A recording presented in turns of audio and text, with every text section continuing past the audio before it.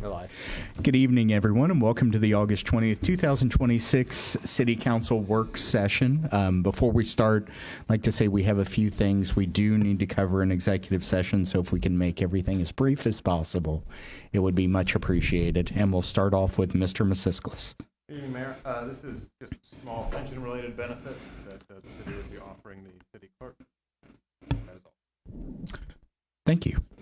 Any questions? Mr. Baker.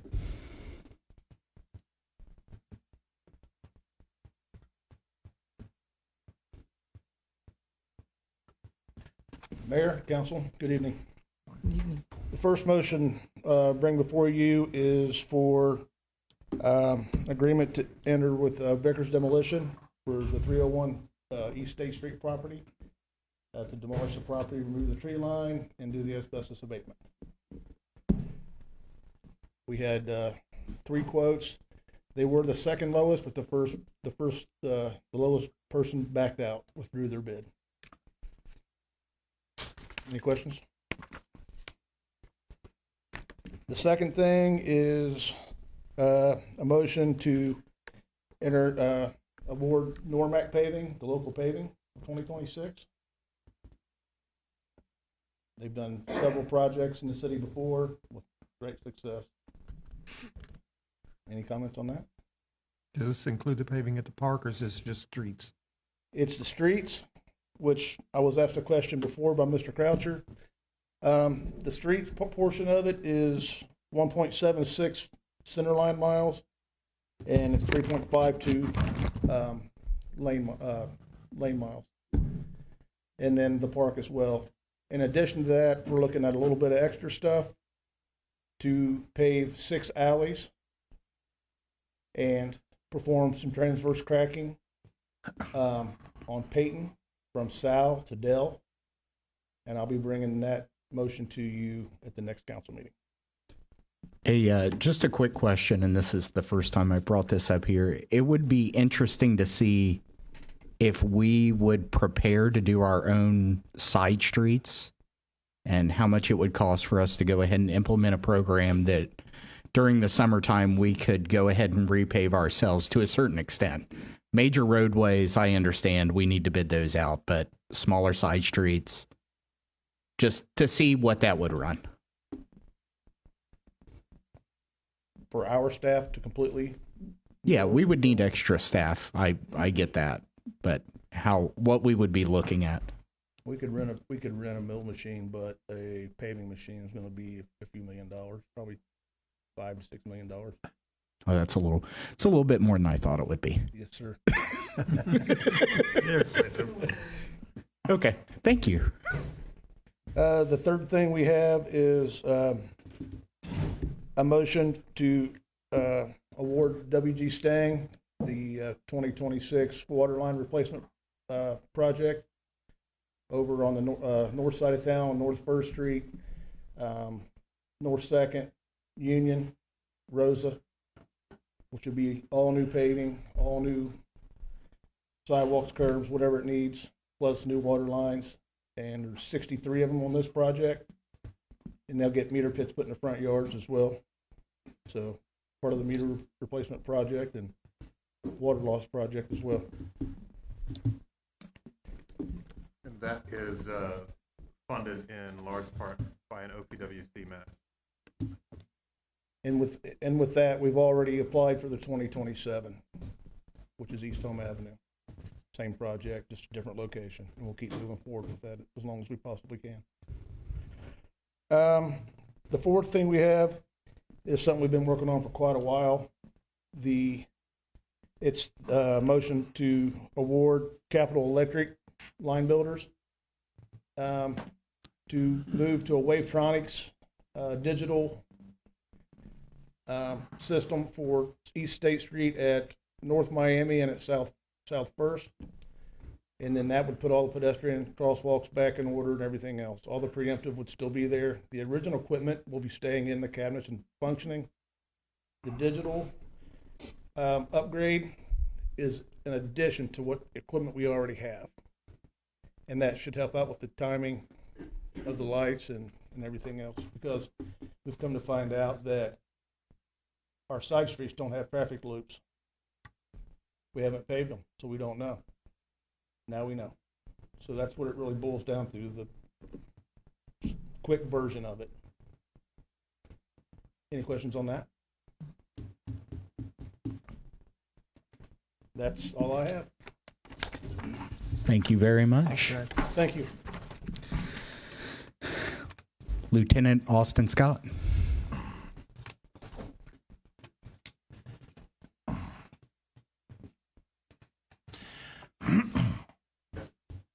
Council Mayor, good evening. I'll try to be as brief as possible with the presentation, as some of you have already seen it. So a couple changes that we'll kind of go over as well. So this is going to be a presentation over a training complex that the fire department would utilize for live fire training. Currently, just to kind of give you guys a little bit of a background as what our training division looks like, it's currently comprised of 2 officers, myself and Captain Nichols. We currently oversee the Trenton Fire Department training.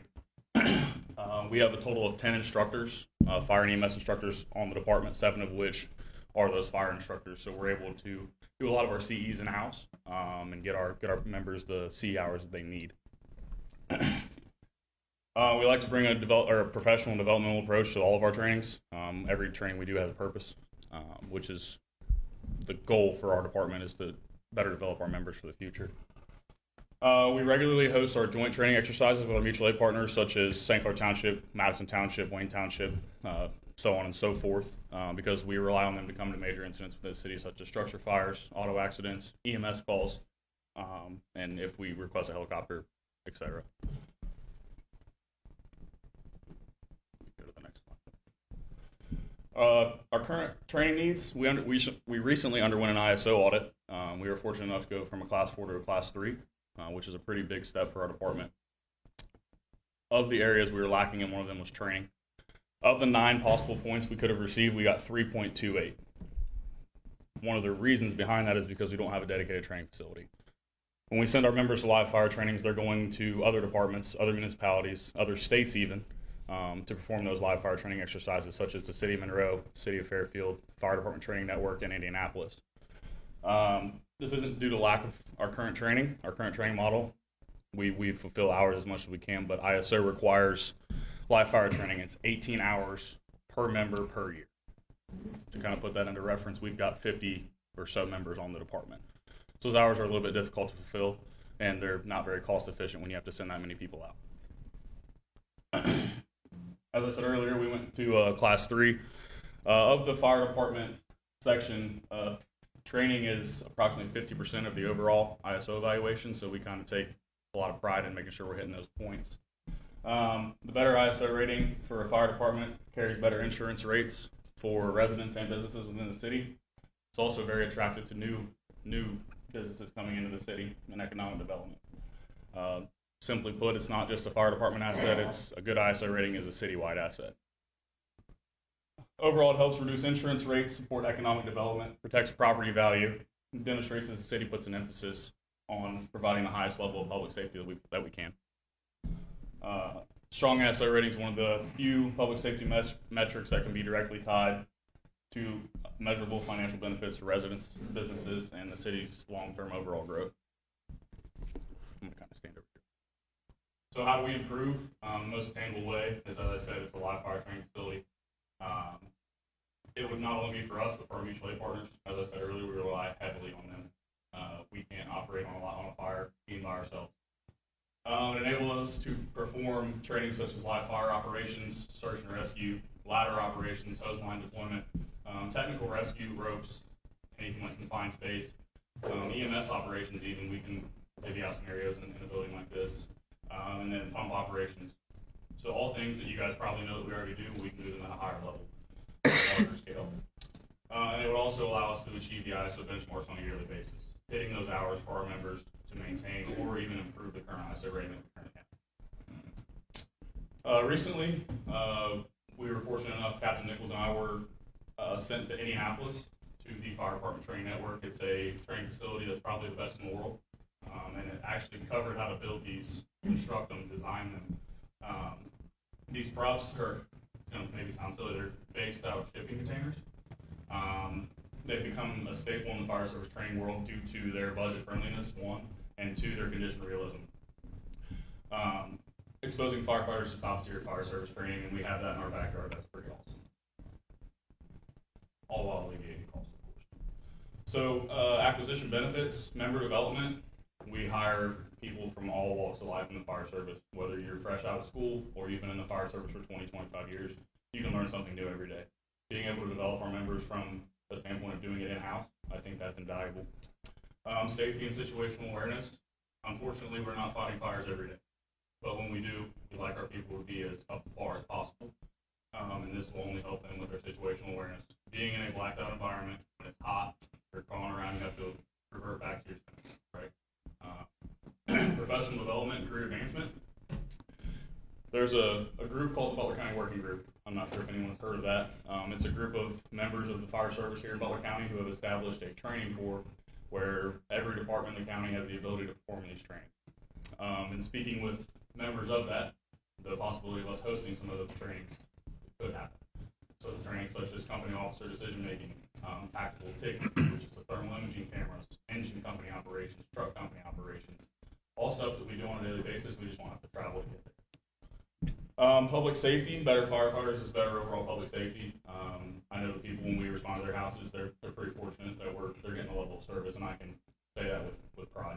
Our department's very strong, they're very good. This is one way to just make us better. Risk reduction, it kind of ties into situational awareness. The more situationally aware that our firefighters are, the lower that risk becomes, right? The faster we get out the door, the faster we deploy a hose line on a house fire, the faster we can throw a ladder to a window, all ways to reduce the risk, not only for our people, but for the people we're making these calls for service on. Long-term fiscal responsibility. As far as sending people to outside trainings, I'm not saying we can completely eliminate that, but having to alleviate some of those costs, because live fire training is not cheap as far as outsourcing that.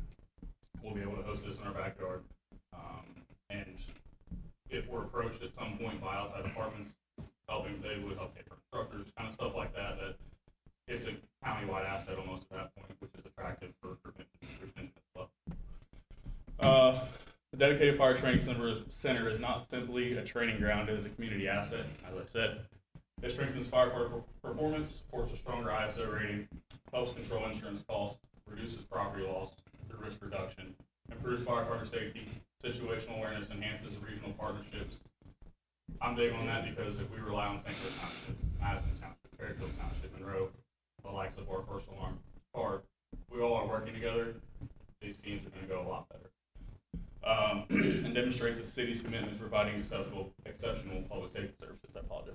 And I think the return on investment extends well beyond the fire department and benefits not only us, but every resident within the city, and every business owner and taxpayer within the community. What we're proposing, I have a kindergarten style model that I put together through Amazon, little Connex boxes, if anyone would like to take a look at that. We're proposing two props. One is a three box prop, which will simulate basement fires. One of the most dangerous things that we do if we can get our people in there, trained on that, get them familiar, get them comfortable. The second one is a 3-story training prop, which will include 2 burn rooms. Will be comprised of 7 Connex shipping containers. You will see 2 stories and then 3 stories on the back side. The 3 stories on the back side satisfies the ISO requirement of a 3-story facility. And then we were able to do technical rescue stuff, rappelling, ropes, confined space, all of the above to, again, hit those benchmarks.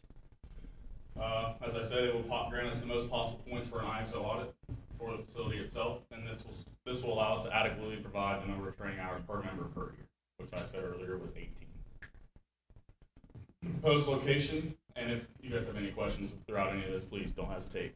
It's behind Station 51. It's the most feasible location for ease of access. There's a pre-existing hydrant.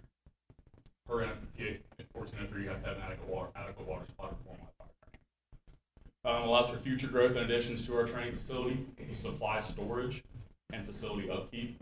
If we have it right in our backyard, the workshop's there, whatever modifications or materials that we'll need to store or use will be right there. The current parking lot is away from the facility. What I've seen in other departments where their facilities are right next to where they're parking and it kind of gets jammed up. This is actually the perfect scenario in this world. This it'll allow us to move apparatus, whether it be a ladder truck, tankers, engine companies. It'll move them in and out seamlessly. Speaking with Director Baker, we looked at, there's no underground utilities, there's no underground gas mains, there's no disruptions that would serve site prep at the proposed location. This is where we saw a change. I initially went to the Public Safety Committee meeting with $150,000. Unfortunately, other things come in. So for the sake of playing it safe, the funds requested for the containers, the material, the tools and equipment, and the miscellaneous training supplies would be in the amount of $250,000 to 20%. I'd like to have a cushion for the sake of safety at this point. For example, if we were to outsource this to, say, American Fire Training Towers, which is a company that does these, we'd be looking at $2.5 to $3 million for the construction of these. Like I said, that amount would allow us to construct an adequate training ground and operate efficiently and maintain the props by doing so in-house. We have a lot of very adequate and capable people who can do this kind of thing. Moving forward, we would try to establish a training division.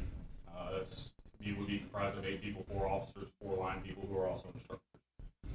That will allow us to operate safely, have the adequate student to instructor ratio, and we'd be able to really perform any training that we would like to. These funds would allow us to adequately operate our training facility and provide top-tier fire service training for not only our members, but members of neighboring departments who rely to assist us on major incidents. In conclusion, a dedicated fire training center is an investment in safety and preparedness in the future of our community. We're looking for growth. Everyone sees the cities and going in a direction where it's doing that, and we're expected to keep up that pace.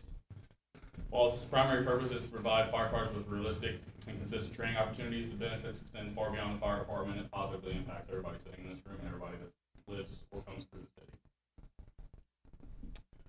Better trained firefighters, they're more effective at controlling emergencies, protecting lives, and reducing property damage, and minimizing disruptions in the community. Residents gain confidence knowing their fire department Residents gain confidence knowing their fire departments regularly train under realistic conditions and are prepared to respond to emergencies with professionalism and competence. Furthermore, the improvements in the fire protection capabilities can contribute to lower insurance rates and help maintain property values by enhancing overall safety and desirability. Myself and the rest of the fire department would like to thank you guys for listening to this presentation. I try to keep it as brief as possible, and any questions you guys may have, I'll hopefully have answers for you. I want to start off by saying this, Lieutenant Scott, you did a great job with that. Thank you. Very well done. I appreciate it. I have a question, Lieutenant. Okay. Your ISO scores, Yes, sir. does that affect, the higher score you get, the better chance of you getting a grant? So I will defer to Chief Perkins on that. He's our grant writer, but the higher the number, ISO Class 1 is the best classification that you can have. We're currently in ISO Class 3. Sure, I'd be happy to answer that. It does play a consideration, but it is not a primary driving factor in a lot of the grants that we apply for. There are some considerations when we're applying for grants that take into account our ISO rating, but that is not like the sole factor in those grants. Hope that answers your question. Thank you.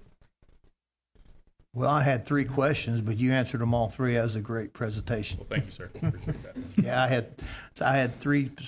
I had one where it said, "Would it be like the one at Butler Tech?" But you showed us what it looked like, so that was a good presentation. I enjoyed it. So just to kind of build on that, the difference between our proposed burn tower and Butler Tech operates on propane or natural gas. Ours would be Class A fuels. Essentially, the word the instructor in Indianapolis uses a glorified campfire. The smoke reduction is not what you may think. These are pretty well confined to these containers. That's not something the residents would have to worry about. Okay. Thank you. Yes, sir. I have a couple concerns. Okay. First of all, when this was presented to the safety committee and approved by the safety committee a month ago, it was only 150,000. Now it's 300,000. Correct. I have a concern with that, how it jumped to double Right. in cost in a month's time. And basically, we have no explanation as to why it jumped that much or what we're getting for that extra money. Absolutely. I have no problem with doing this project. Don't take me wrong, as I've been in safety services long enough that I know how important training is. Absolutely. But for something to double in price in a month's time, I'd like a little better explanation. Secondly, I don't understand why we would build this behind our fire station when we've got on the same agenda tonight, purchasing property on Kennel Road in an industrial area that we plan to put another fire station on. Seems to me that even with a small amount of smoke, that would be a better location out there than right here in the middle of a residential area. Absolutely. I did bring all of the changes with me as well. I also brought a stack of quotes that I've received for multiple different facets. I will be deferring to Brad Baker as well at some point during what I'm about to say. So initially, we were unaware that we needed to be permitted, we needed to be engineered, and we needed to have an architect stamp.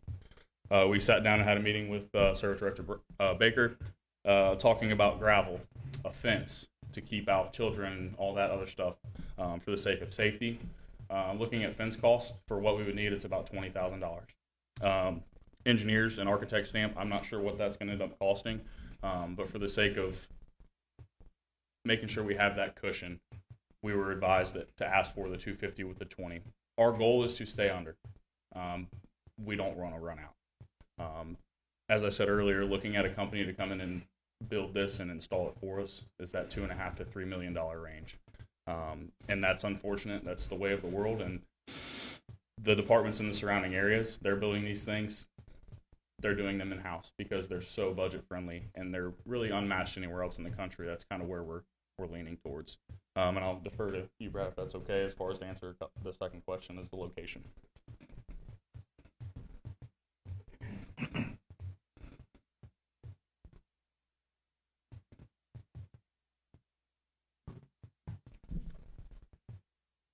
The location, is that what we're talking about now? Yes, sir. The location back there behind the existing Station 51.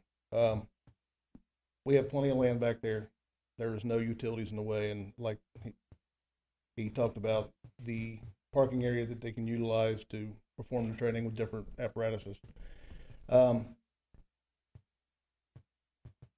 Keeping in mind that with that, the site prep's very simple there, starting off. Some of his cost, when they brought it to me and we sat down and talked, some of the prices were a little bit lower than, they weren't as realistic to me as what they really should be. They originally thought that they were just going to bolt these things together 3 stories high and go with it. With wind loads and stuff like that, it has to have an engineer stamped. There has to be an engineer and architect design foundations for these. I talked to NIC, Andrew Dickerson, had a very, very long conversation with him about them, and we went through all the steps of what they want to do, and he told me the steps we need to take to make this right. So that's when I come back to these guys, and we actually sat down with the city engineer. He brought an architect in for the design, for the updraft, for the wind, and the load. And we don't have that cost yet, but that is forthcoming. So realistically, the cost went up. I know that they asked for 150 to start with, and I told them, I said, you're not going to be able to do this for that. It's going to be a little bit more. Honestly, I don't know whether the training stuff, the costs are for what they want, but the actual structures, they're going to be well under that, with some associated engineering fees and stuff that we have to have for NIC to get this permitted. The parcel down on Kennel Road and Arnold Brown Industrial Drive, great location for a firehouse. Keep in mind that on the back side of that property is a water main, 2 water mains, and a high pressure gas main. So once you get out towards the end of that property, depending how these things would line up, that might put them in a jam. And I told them about that. But as far as putting a firehouse there, should not be an issue at all. But playing with Enbridge's the gas company's not fun.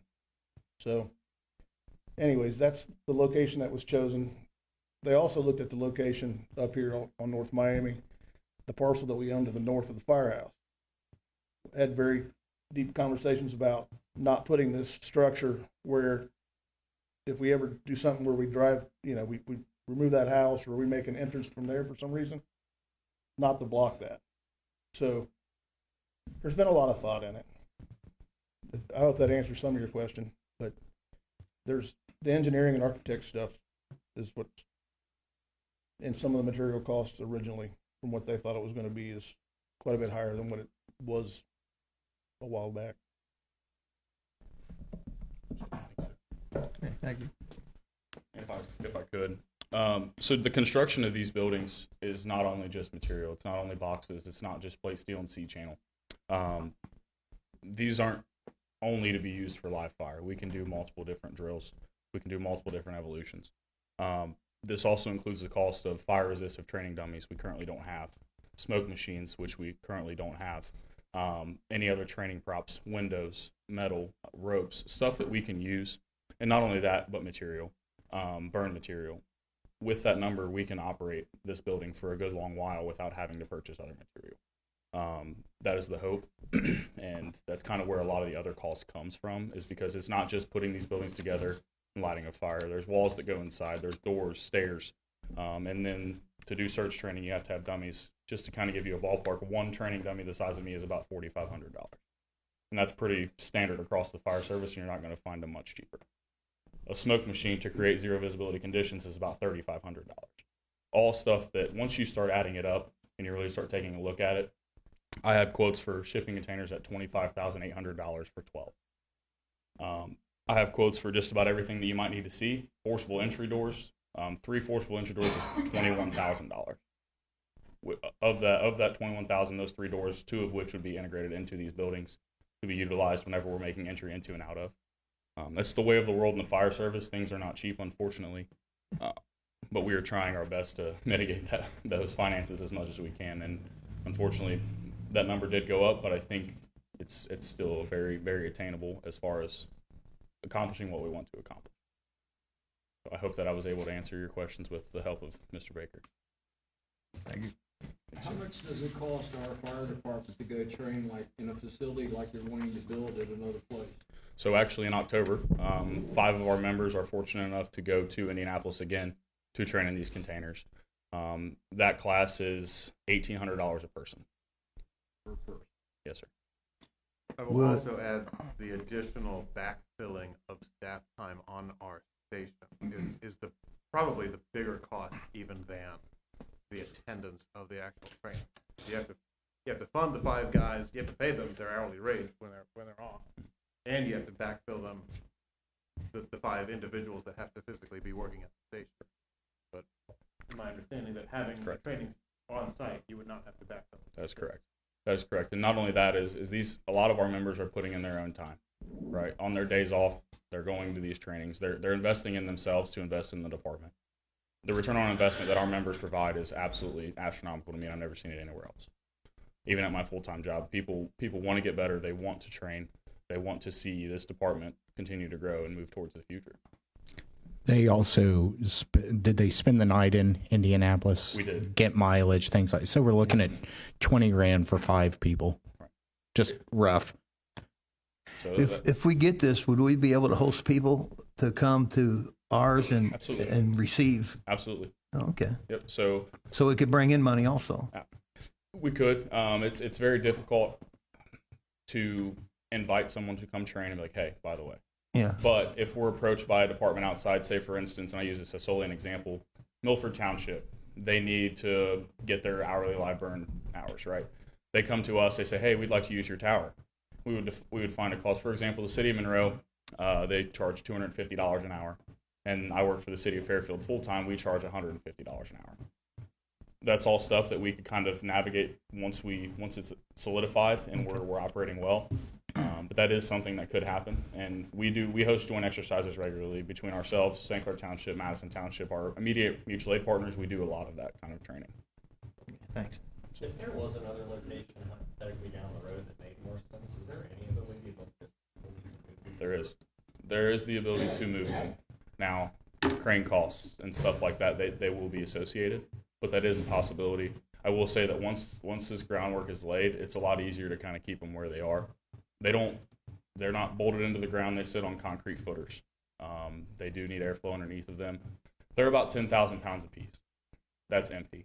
Once we start putting things inside of them, we start welding plate steel and C-channel and stuff like that, they do get heavier. They would just have to be reconfigured in the same, because you start cutting windows out, stairwells and stuff like that, they just have to be reconfigured in the same manner. So, and the cost associated with gravel and the footers, again, once you get it to the other spot. Question, this is for the assistant chief, I think a little bit more. Any chance in us recouping some of this cost with grants post-approval? Yeah, that's a great question. There are some things that kind of coincide with this project that we could apply for grants. For instance, like the fire-resistant dummies that we would be using in this facility. However, I have found that some of the grants that we have applied for in the past are starting to go away and drying up.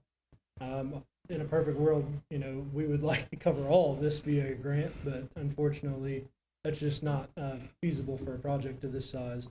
But things such as like fire hose, nozzles, the training dummies, things like that, we could go for, after the project was completed. That is always an option. Okay, thank you. Absolutely. Any further questions? When are we looking at doing this if it's approved? Is it going to be this year, or are we looking at next year's budget? With and I'll speak with Matthew about that a little bit. My goal as a training lieutenant was to have our first burn at the latest in spring of 27. I say that because material and ground becomes hard to move in the months of December, January, and February because it's so hard. Now ground is a lot softer. Talking to Mr. Baker, site prep wouldn't take very long. And if the site's already prepped, the gravel's laid, the footers are laid, I can have boxes here within 7 days. Talking to the guy who gave me the quote. And this project can move as quickly or as slowly as possible. Obviously, for my end of things, I'd like to see it quickly for the sake of getting our members in these buildings, getting them trained up, and starting our new training division as early as possible. Okay, my next question, and I guess is for Matthew. Since this isn't in the budget, where is this money coming from? And does it come out of general fund or what? Yep, that was correct. It was not budgeted for 2026 with the fire department. I would say even if it were budgeted in a future year, I would not personally budget it out of the fire levy fund, since that was passed pretty specifically to fund the new firehouse construction and the 3 firefighters around the clock. We would not be looking to dip into those funds. We would be using TIP funds. We were able to sell the bonds for the new city building at a $1.6 million premium because our bond rating increased unexpectedly for the banks. They thought Trenton was kind of seeing as a growing area, so we were able to sell those at a $1.6 million premium. We allocated about $1.1 million extra to our road paving. That still leaves about $500,000 extra in the tank, just from those and our associated tips that we would otherwise have used for the Trenton Square development. There is money, and it was not budgeted. Okay, thank you.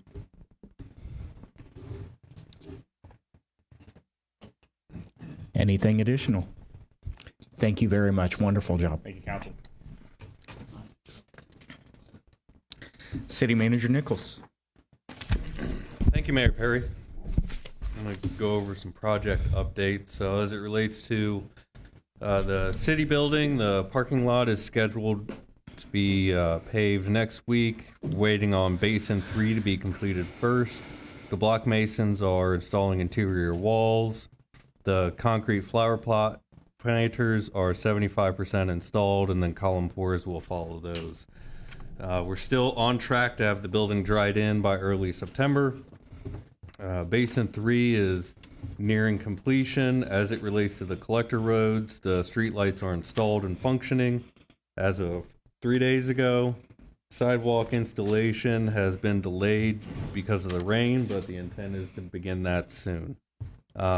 Traffic poles, we're hoping to have them installed this week. They are here. So maybe they'll begin tomorrow, or it may be next week at this point.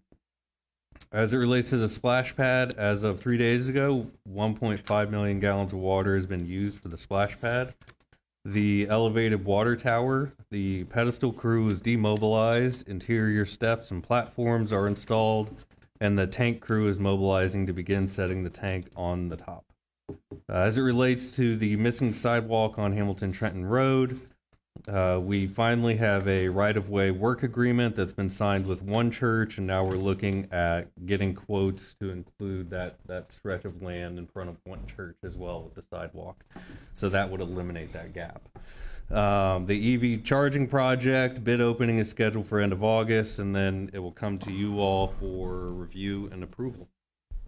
Urban paving project, you can see that the ADA ramps, I think they finally finished pouring the last ADA ramp that I can see anyway, so hopefully they'll begin paving here soon.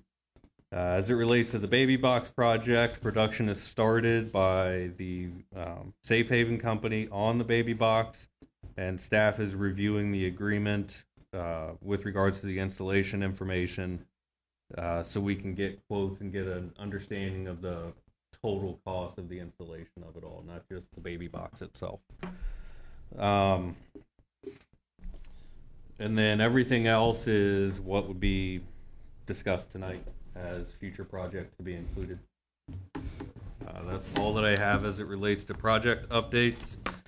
I do have a request to go into executive session to consider confidential information that is directly related to a request for economic development assistance under any provision identified in Ohio Revised Code 121.22 subsection G8, or that involves public infrastructure improvements or the extension of utility services that are directly related to an economic development project, as necessary to protect the interests of the applicant or the possible investment or expenditure of public funds to be made in connection with the economic development project, and to confer with legal counsel, as well as to discuss the hiring, firing, or disciplinary action of a public employee or official. Thank you. Mr. Beresford, did you have a couple things, I do believe?